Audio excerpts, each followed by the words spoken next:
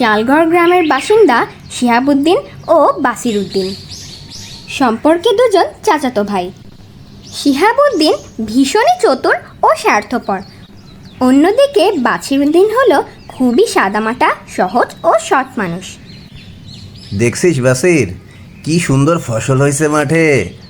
যতদূর চোখ যায় শুধু সবুজ ধান আর ধান, সবটাই আমার জমি। চোখ দুইটা জোড়াইয়া যায়। কি রে, তুই কোনো কথা কইস না কেন? তোর আবার কি হইল? মুখে মনে হয় কুলু পারছিস? হ্যাঁ, কি বলবো বড় ভাই, এই রাস্তার ধারে জমিটা তো আমার। আব্বাজান আমারে দেখাইয়া দিয়া গেছে, চাচাও তো আমারে কইছিল এটা তোর জমি, দলিলও আছে আমার নামে।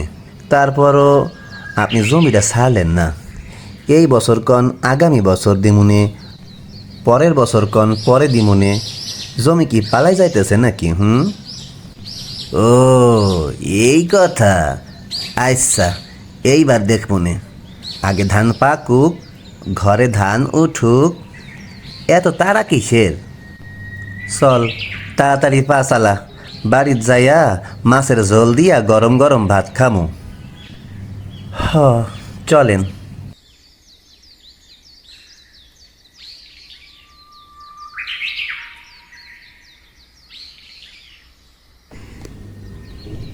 কি গো, শুধু শাক পাতা আনছো যে?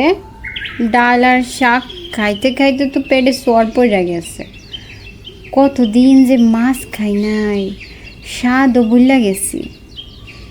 হ্যাঁ গো, বড় ভাইজান কি আমাদের জমিটার কথা বলছিলে?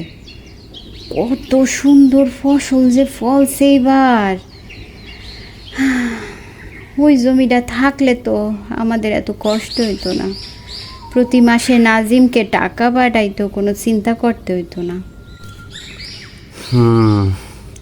আর কয়দিন ধৈর্য ধরো, আমাকে নাজিমের ওকালতি পড়া শেষ হইক, এরপর দেখবা গ্রামের আর কোনো অন্যায় অবিচার থাকবো না।